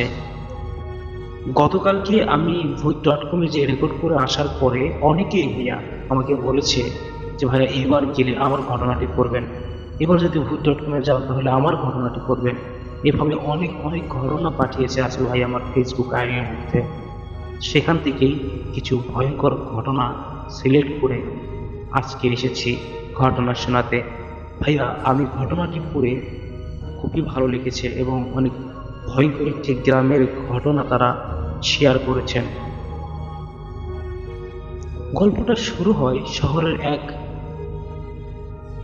দূর প্রান্তে, মানে শহর থেকে অনেক দূরে ঘন গাছপালায় ঘেরা এক নির্জন গ্রামে। গ্রামের নাম ছিল শালবন। নামে শালবন হলেও পুরো বনটাই ছিল নানা রকম পুরনো আর বিশাল গাছে ভরা। গ্রামবাসী বিশ্বাস করত এই জঙ্গলে কোনো এক শক্তিশালী জিনের আস্তানা আছে, তাই দিনের আলো থাকতেও কেউ একা সেই জঙ্গলের ধারে কাছেও যেত না। আমাদের এই ঘটনার প্রধান চরিত্রে ছিলেন আশরাফ সাহেব। এই আশরাফ সাহেব ছিলেন গ্রামের একজন প্রভাবশালী ব্যক্তি এবং ধনী ব্যক্তি। তিনি শহরে বড় হওয়া একজন আধুনিক মানুষ ছিলেন, তাই জিন, বা এসব কুসংস্কারে তার একদমই বিশ্বাস ছিল না। তিনি গ্রামের মাঝখানে তার পূর্বপুরুষদের তৈরি বিশাল পুরনো এক দালানে বাস করতেন। দালানটি এতই পুরনো ছিল যে রাতের বেলা তার ফাঁক ফোকর দিয়ে বাতাসের চলাচল এক অদ্ভুত শব্দ হতো, যা গ্রামের মানুষ বা মানুষের কাছে ছিল এক জিনের একটা অলৌকিক শব্দ বা তাদের নিজেদের কথোপকথন। একদিন আশরাফ সাহেব গ্রাম থেকে 5 কিলোমিটার দূরের এক ছোট্ট বাজার থেকে ফেরার পথে রাত হয়ে যায়। সেদিন ছিল অমাবস্যার রাত। আকাশ কালো মেঘে ঢাকা, একটু আলো নেই। এতটুকু আলো ছিল না সত্যই। রাস্তাটা শালবনের পাশ দিয়েই গেছে। আশরাফ সাহেবের গাড়ির হেডলাইটও ঘন অন্ধকারে খুব বেশি দূরে পৌঁছাচ্ছিল না।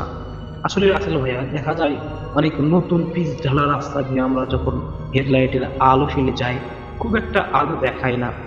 ঠিক তেমনই তার ক্ষেত্রেও হয়েছিল। হঠাৎ করেই রাস্তার মাঝখানে তার গাড়িটা বিকল হয়ে গেল, অর্থাৎ নষ্ট হয়ে গেল। আশরাফ সাহেব অনেক চেষ্টা করলেন, কিন্তু কোনো লাভ হলো না। মোবাইলেও কোনো নেটওয়ার্ক নেই। উপায় না দেখে তিনি গাড়ি থেকে নামলেন। চারপাশটা এতই নিস্তব্ধ ছিল, শুধু ঝিঝি পোকার শব্দ, আর এর থেকে বেশি কোনো শব্দ শোনা যাচ্ছিল না। মাঝে মাঝে বন্য কোনো প্রাণীর ডাক শুনতে পেত।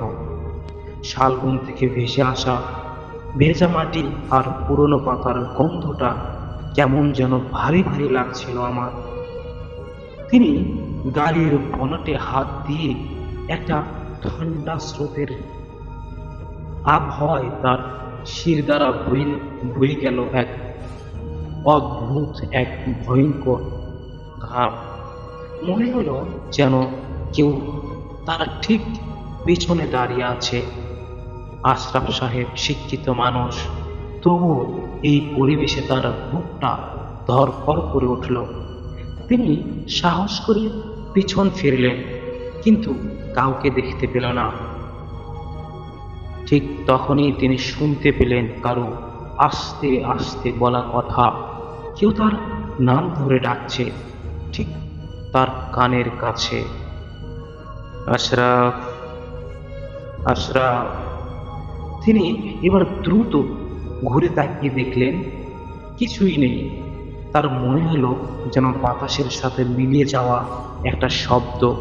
তিনি ভাবলেন হয়তো বেশি ভয় পাওয়ার কারণে তার মনের ভুল এটা।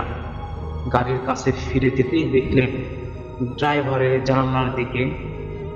জানালাটা অল্প খোলা ছিল, কিন্তু পুরো বন্ধ। সেটা এখন পুরো বন্ধ। অথচ তিনি নিশ্চিত ছিলেন তিনি সেই জানালার কাজটি ফুল বন্ধ করেনি। এইবার আশরাফ সাহেবের আধুনিক মনও যেন একটু দমে গেল ভয়ের চরিত্রে। তিনি দ্রুত গাড়ির দরজা খুলে ভিতরে ঢুকলেন। দরজাটা বন্ধ করার সাথে সাথেই বাহির থেকে কেউ যেন গাড়ির ছাদে খুব জোরে আঘাত করলেন। ধুম করে উঠলেন শব্দটা। এত জোরে শব্দটা বা তীব্র ছিল যে কাচের জানালাগুলো কেঁপে উঠল। আশরাফ সাহেবের গাড়ির ভিতরে কেমন জানি একটা ভূমিকম্পের মতো হতে লাগলো, এবং এইবার আশরাফ সাহেব গাড়ির ভিতর থেকে হাঁপাতে লাগলেন। তিনি এবার দেখতে পেলেন গাড়ির সামনের কাচের উপরে বাহির থেকে একটা লম্বা সরু আঙ্গুলের ছাপ, যেন কেউ কাচের ওপরে হাত দিয়ে ভর করে দাঁড়িয়ে আছে। ছাপটা দেখতে দেখতে মানুষের হাতের মতো নয়, অনেক বেশি লম্বা এবং অস্বাভাবিক রকমের সরু ছিলেন। আশরাফ সাহেবের ভয়ে তার হাত পা ঠান্ডা হয়ে যায়। তিনি চোখ বন্ধ করে বিড়বিড় করে সৃষ্টিকর্তার নাম জপতে শুরু করলেন। তখন গাড়ির সামনের দিক থেকে একটি কণ্ঠস্বর ভেসে এলো, কণ্ঠস্বরটি অস্বাভাবিক গভীর, যেন শত বছর পুরনো কোনো কূপের ভিতর থেকে ভেসে ভেসে আসছেন। আশরাফ, তুমি কেন আমার রাজ্যে প্রবেশ করেছ? জানো না এই পথে মানুষের জন্য প্রবেশ নিষেধ? আশরাফ সাহেব সাহস করে চোখ খুললেন এবং গাড়ির ঠিক সামনে হেডলাইটের আলোয় একটা অবয়ব স্পষ্ট হলো। সেটা মানুষের মতো নয়, তবে মানুষের আকারে দাঁড়িয়ে আছে। উচ্চতায় প্রায় 7 ফুটেরও বেশি হবে, আনুমানিক করা যায় ভাইয়া। তারপর ভাইয়া তার গায়ের রং ছিল একটা আবছা, কিন্তু তার দুটো চোখ যেন সবুজ রঙের আগুনের ঠিকরে বের হচ্ছে। সেটা দেখে আশরাফ সাহেব বুঝলেন এ হলো সাধারণ ভূত নয়, এ হলো সেই শক্তিশালী জিন। এবার জিনটি শান্তভাবে বলল, তুমি অবিশ্বাসী, তুমি আমাকে কুসংস্কার বলো, কিন্তু তুমি এখন আমার সামনে। আমি তোমাকে একটা সুযোগ দিব। তুমি যদি আমার একটি প্রশ্নের সঠিক উত্তর দিতে পারো, তবে তোমাকে আমি এখন এই বিপদ থেকে মুক্ত করে দেব। আর যদি না পারো, জিনের কণ্ঠস্বর আরো গম্ভীর হয়ে উঠল, তবে এই গাড়ির ভিতরেই তুমি মিশে যাবে তোমার অস্তিত্ব, তোমার অস্থিমজ্জা এবং সব এই একসঙ্গে এখানে মাটি হয়ে যাবে। আশরাফ সাহেব কাঁপতে কাঁপতে বললেন, বলুন কি প্রশ্ন? জিনটি হেসে উঠল। হাসিটা এমনই কর্কশ ছিল যে গাড়ির ভিতরেও প্রতিধ্বনি হতে শুরু হলো।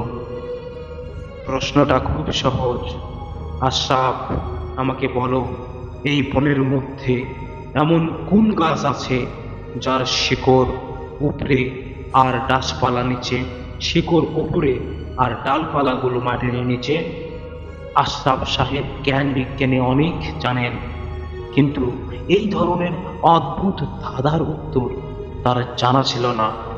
তিনি ভাবতে লাগলেন, উল্টো গাছ, শিকড় উপরে আবার ডালপালাগুলো নিচে। তিনি শালবনের সব গাছপালা চিনতেন, এমন কোনো গাছের কথা তার মনে পড়ল না। সময় বয়ে যাচ্ছিল, জিনটি তার দিকে তাকিয়ে স্থির হয়ে দাঁড়িয়েছিল। তার সবুজ চোখ জোড়া আশরাফ সাহেবকে যেন পুড়িয়ে দিচ্ছিল।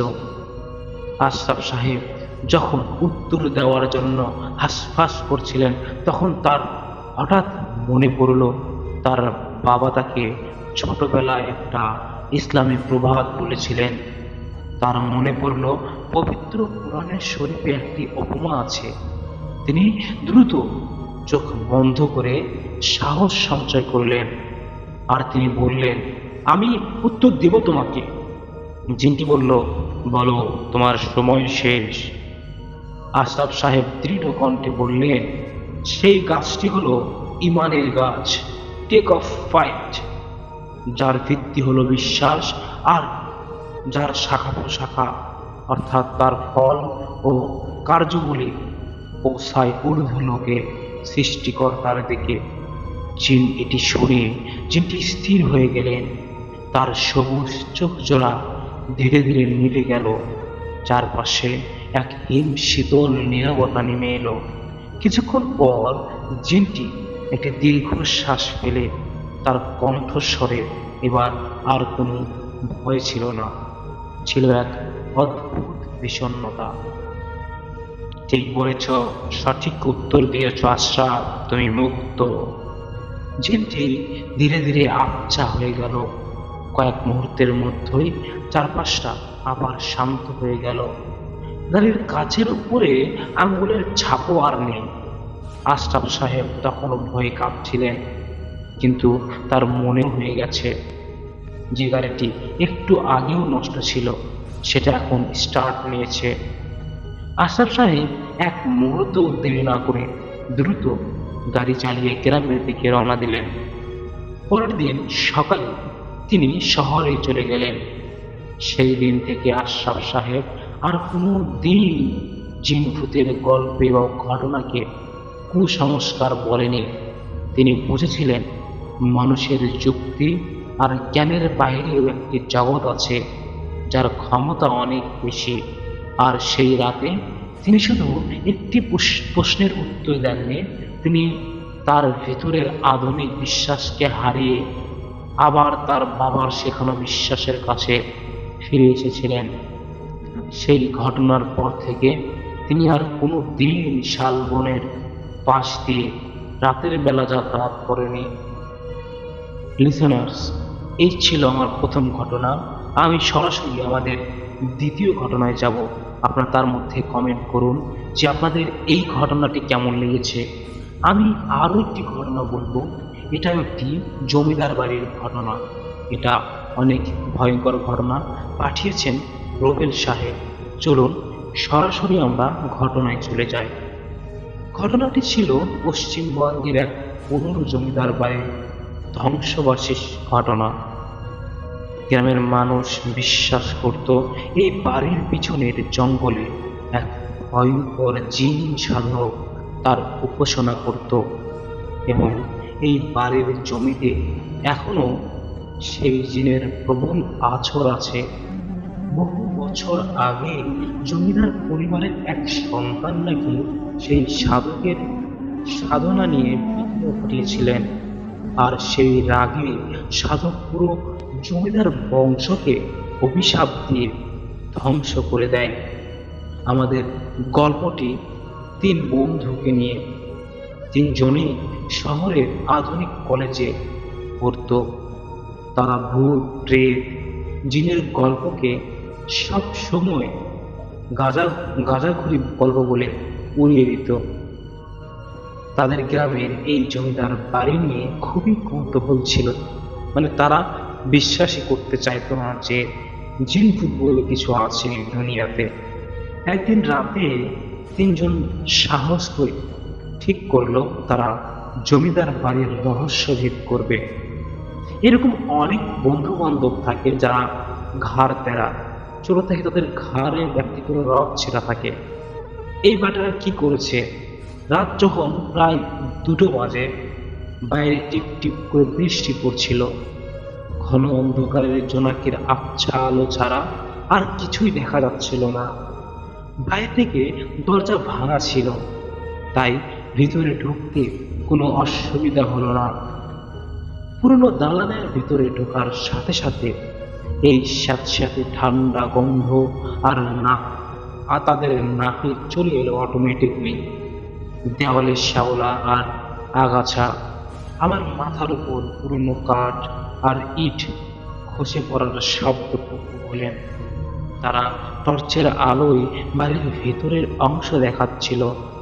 একটা লম্বা অন্ধকার করিডরে, একটা বারান্দায় কে যেন হাঁটতে হাঁটতে তারা এক বিষ ধুলো আর ভাঙা আসবাবপত্র ছাড়া কিছুই ছিল না। দীপ্ত এবার মজা করে বলল, হিরে কোথায় যে? দেখি একবার সামনে আয়, তোর সাধকের অভিশাপের কি ক্ষমতা সেটাই আমরা দেখতে এসেছি রে। ওই জিন বের হ। শুভ ধমকে উঠল, চুপ কর দীপ্তি, জায়গাটা ভালো না, এভাবে বলিস না। রনি দেয়ালের দিকে আলো ফেলে দেখছিল। সেখানে কিছু প্রাচীন আরবি হরফের মতো কিছু আঁকানো। হঠাৎ সে দেখল একটা দেয়ালে বড় কালো রঙের তাবিজ আঁকা আছে, যেটা এখন আংশিক মুছে গেছে, তবে কিছু এর আশেপাশে যেন বাতাসের গতিপথ অন্যরকম ছিল। ঠিক তখনই তারা একটা শব্দ শুনতে পেল। শব্দটা অনেকটা দীর্ঘশ্বাসের মতো, কিন্তু মানুষের দীর্ঘশ্বাস নয়, অনেক ভারী, গভীর আর যন্ত্রণাদায়ক। মনে হলো যেন ঘরের এক কোণা থেকে শব্দটা আসছে। রনি এবার দ্রুত আলো ফেললে সেই ঘরের দিকে এবং কিছুই দেখতে পেল না, কিন্তু সেই জায়গার দেয়াল থেকে একটা অদ্ভুত ধোঁয়া বা কুয়াশা কুণ্ডলী পাকিয়ে পাকিয়ে উপরে উঠে যাচ্ছে। সে বলল, এই চল চল চল, এখান থেকে চলে যাই, ব্যাপারটা ঠিক না রে, ভালো লাগছে না আমার কিছু। রনি আর দীপ্তিরও দেরি করতে চাইল না সেখানে। তারা দ্রুত পেছনের দরজায় ভয় পেল। রনির দরজায় ধাক্কা মারতে লাগলো, কিন্তু দরজাটা যেন পাথরের তৈরি, একটিও নড়ছে না। ঠিক তখনই তার ঘরের তাপমাত্রা হঠাৎ কমে যেতে লাগলো। তাদের নিঃশ্বাসগুলো যেন জমাট বেঁধে যাচ্ছিল। এরপর ঘটল তাদের জীবনের সবচেয়ে ভয়ঙ্কর অভিজ্ঞতা। ঘরের মাঝখানে, যেখানে তারা আগে কিছু দেখেনি, সেখানে ধোঁয়া আর কুয়াশার মধ্য দিয়ে ধীরে ধীরে একটি অবয়ব স্পষ্ট হলো। এটি পুরোপুরি জিনের মতো ছিল। তা দেখতে ছিল না, বরং একজন বুড়ো মানুষের আকৃতি বা প্রাকৃতির মতো। তার শরীরে আবছা কালো, তার পরনে ছেঁড়া পূর্ণ পোশাক, আর তার চোখ ছিল দুটো, যেন জল জল করে কয়লার মতো লাল হয়ে যাচ্ছিল। সেই সাধক জিনটি আস্তে আস্তে করে বলে, কে তোমরা? আমার তপস্যা ভঙ্গ করেছ? অভিশাপ, অভিশাপ, অভিশাপ নিয়ে যাও তোমরা। রনি দেখলো জিনটির হাতে একটা সরু শুকনো লম্বা ডাল, যেটা মানুষ মাটিতে ঢুকে গিয়েছে। ডালটা মাটিতে ঢোকার সাথে সাথে সেই ঘরটা জোরে কেঁপে উঠল। ভয়ে সবাই মেঝেতে বসে পড়ল। দীপ্ত চিৎকার করে উঠল, আমরা ভুল করে এসেছিলাম, আমাদের ছেড়ে দিন। জিনটি দীপ্তর দেখে তাকালো। তার লাল চোখগুলো যেন দীপ্তকে গ্রাস করছে। কোনো ভুল নেই। একবার সেই চৌকাঠ পেরোলে মানুষের মুক্তি নেই। ঝিঙ্কি এবার রনিকে লক্ষ্য করে একটি তার ডালটি ছুঁড়ে মারল। রনি দ্রুত পাশ কাটিয়ে গেল, কিন্তু ডালটি দেয়ালে লাগাতে বিকট শব্দের সাথে সাথে সবাই কাঁপিয়ে উঠল, আর সেই দেয়ালে আঁকা পুরনো তাবিজটি পুরোপুরি ভেঙে গেল। তাবিজ ভাঙার সাথে সাথে জিনটি আরো বেশি শক্তিশালী হয়ে ওঠে। তবে একটা কথা, যে অবয়ব আরো বড় এবং কালো হয়ে গেল, এবং সে হা হা করে হেসে উঠল। সেই হাসিটা এত ভয়ানক ছিল যে তাদের কান ফেটে যাওয়ার উপক্রম। জিনটি রনিকে ধরতে উদ্যত হলো কি, কিন্তু রনি দেখল তাবিজ ভাঙ্গার ফলে দেয়াল থেকে কিছু খড়িমাটির গুঁড়ো মেঝেতে পড়ছে। রনি হঠাৎ করে মনে পড়ল তার দাদা বদলা, কিন্তু পিছনের দেয়ালে লাগলো তাবিজের ভাঙা গুঁড়োগুলো বাতাসে ছড়িয়ে গেল। গুঁড়োগুলো চিনটির গায়ে লাগার সাথে সাথে রাসেল ভাইয়া যে যন্ত্রণায় কুকড়াতে লাগলো, তিনি বিশাল শরীরটা ছেড়ে ছোট হতে লাগলো, আর লাল চোখগুলো যেন নিভে যেতে লাগলো। সে চিৎকার করে, না, আমাকে তোমরা মেরো না। একসাথে শুভ আর দীপ্ত ভুলে গিয়ে দরজা তালা ভাঙার জন্য জোরে জোরে ধাক্কা মারতে লাগলো। পবিত্র গুরুর আঘাতে জিনটি এবার পুরোপুরি ভেঙে পড়ল, আর অবয়ব ধোয়ার মতো মিশিয়ে গেল। ঘরের ভিতরে ঠান্ডা ভাবটা কেটে গেল। একই সময় বাইরের বৃষ্টিও থেমে যায়, এবং দরজা যেন আপনা আপনি খুলে গেল। এবার 3 বন্ধু মুহূর্তের মধ্যেই বাইরে বেরিয়ে এলো। পেছনে ফিরে একবারও তাকালো না। সারা রাত তারা দৌড়ে গিয়ে গ্রামের শেষ প্রান্তে পৌঁছালো। পরের দিন তারা জমিদার বাড়িটি পুরোপুরি সিল করে দেওয়ার জন্য গ্রামের মুরব্বীদের অনুরোধ করলো। তারা আর কখনোই সেই জমিদার বাড়ির দিকেও ফিরে যাবে না বা ফিরে তাকায়নি।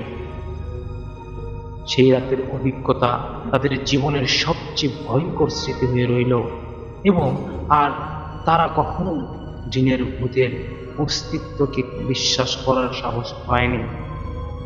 এই ছিল আজকের ঘটনা রাসেল ভাইয়া। আর যদি আমার ঘটনাটি আপনার কাছে ভালো লেগে যায় অবশ্যই শেয়ার করবেন, অনেক অনেক খুশি হব। এখানে রাসেল ভাইয়া দুইজন ব্যক্তি আমাকে ঘটনা পাঠিয়েছিল, দুইটা জিন কিন্তু ঘটনা আমি শেয়ার করেছি। আমি আপনি যদি পারমিশন দেন ভাইয়া, লিসেনারদের উদ্দেশ্যে দুইটা কথা বলতে চাই। দেখুন, আপনারা যারা আমার কণ্ঠে প্রতিদিন শুনতে চান আর যে রাসেল ভাইয়ার ঘটনার মধ্যে ভূত.com-এ, আমি আপনাদেরকে বলি আজ রাসেল ভাইয়ার কাছে এত ভৌতিক আর্টিস্ট আছে যে আমি চাইলেই তার অফিসে গিয়ে আপনাদেরকে ঘটনা শোনাতে পারবো না। আমাকে পার্সোনালি ডাকতে হবে, দেন আমি যাব। আপনারা যে আমাদেরকে এত এত ঘটনা পাঠান ভাইয়া, এই ঘটনাটা এতগুলো ঘটনা আমি যদি বলার জায়গায় না পাই তাহলে আমি এই ঘটনাটা কিভাবে শেয়ার করব। দেখুন, আজ 6 দিন পরে আর রাসেল ভাই আমাকে এরকম লিসেনারদের পাঠানো ঘটনা সিলেক্ট করে রেকর্ড করাচ্ছেন। যাই হোক, আমি চাইবো আপনারা আমার পাশে থাকবেন, ভালোবাসা দিবেন। যারা সাবস্ক্রাইব করেননি তারা অবশ্যই সাবস্ক্রাইব করবেন। আজকের মতো এখানে আমি বিদায় নিচ্ছি। সবাই ভালো থাকবেন, সুস্থ থাকবেন। আসসালামু আলাইকুম। লিসেনার্স, আজকের এই ইমেল এপিসোডটি আপনাদের পর্যন্তই। যারা আমাদের সাথে এতক্ষণ ছিলেন তাদেরকে অসংখ্য ধন্যবাদ। আপনারা জানেন আমরা কতটা ভয়ঙ্কর ভয়ঙ্কর ইমেল এপিসোড তৈরি করে থাকি। লিসেনার্স, আপনারা যদি চান আমরা আপনাদের জন্য আরও বেশি ভয়ঙ্কর ভয়ঙ্কর ঘটনা সার্চ করে তুলে ধরব। আপনারা জানেন যে আমি কত ভয়ঙ্কর ঘটনা বলেছিলাম এর আগে, অনেকেই আমার ঘটনাই চাচ্ছেন। তো আজকে আমি আপনাদেরকে আরো একটি আমার নিজের কণ্ঠে ঘটনা শোনাবো। এই ঘটনাটি পাঠিয়েছেন আমাদেরকে